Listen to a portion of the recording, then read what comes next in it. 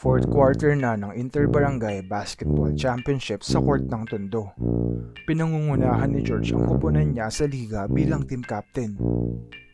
Siya rin ang pinakamahusay na player sa kanilang barangay.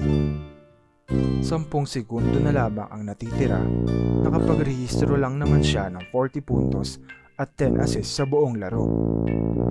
Ngunit hindi pa tapos ang laban. Maraming nanonood at isa na ang mga scout ng mga pro team sa Pinas. Naniniwala siyang kahit 40 anyos na siya ay balot na balot pa rin siya ng potensyal.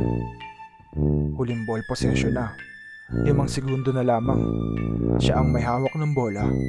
Screen, crossover, hesi, drive, step back, fake. Tumalon ng pagkataas-taas si George. Fade away. Pasok ang tira niya. Nagawa nilang magkampiyon. Naghiyawan ang kanyang koponan at lahat ng manonood. Nagulat ang lahat. Nagtakbuhan ang lahat papunta kay George. Nakahiga siya at nagmamalaking inangat ang kanyang kamay. Nagbunga na rin ang kanyang pagbabanat buto. Kahit na sa kanyang pagbagsak, ay literal na lumabas at nabanat ang kanyang buto. Salamat sa panonood. Click the subscribe button and notification bell for more videos.